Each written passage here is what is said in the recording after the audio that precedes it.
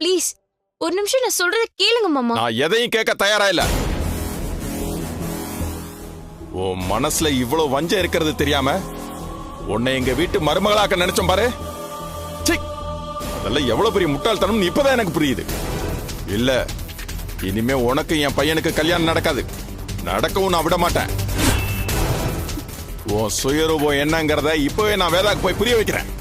உன்னை இந்த வீட்டை விட்டு விரட்டி அடிக்கிறேன். மாமா மாமா மாமா ப்ளீஸ் மாமா ஒரு நிமிஷம் நில்லுங்க.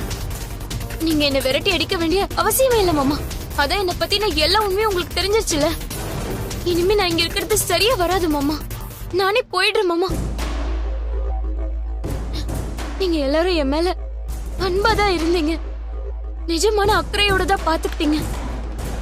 ஆனா நான் தான் தேவையில்லாம உங்க எல்லாரும் மேலயும் வெறுப்பையும் வன்மத்தையும் வளர்த்துக்கிட்டேன்.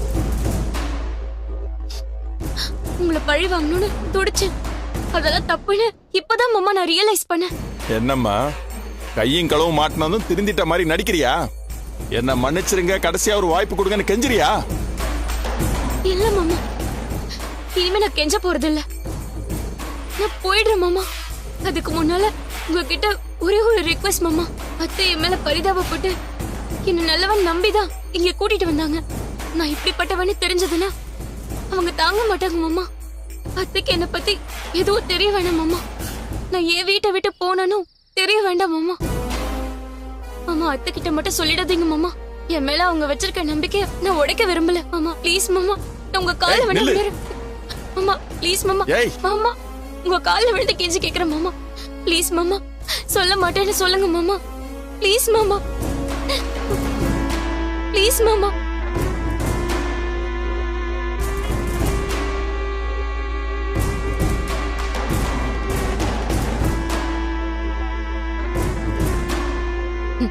நான் இப்படி எல்லாம் கெஞ்சி ஃபீல் பண்ணி பேசுவேன்னு நினைச்சேன் பெருசு. இந்த ஃபீலிங் சென்டிமெண்ட் மண்ணாங்கட்டி எல்லாம் எனக்கு கிடையாது. நான் யாருன்னு எப்ப உனக்கு தெரிஞ்சிச்சோ அப்பயே உன்னை முடிக்கணும்னு நான் முடிவு பண்ணிட்டேன். ஏய் என்ன சொல்ற நீ? செத்து போன்னு சொல்றேன்.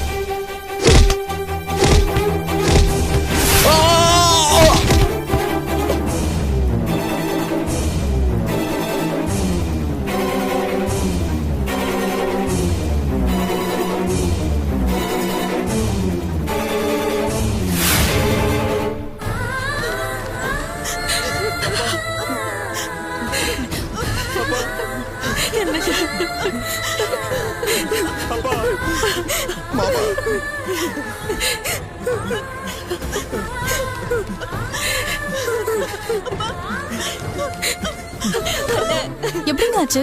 மாடியில இருந்து தவறி கீழே விழுந்துட்டாரு. சரி இங்கே வெயிட் பண்ணுங்க, யாரும் உள்ள வராதீங்க. சரிங்க.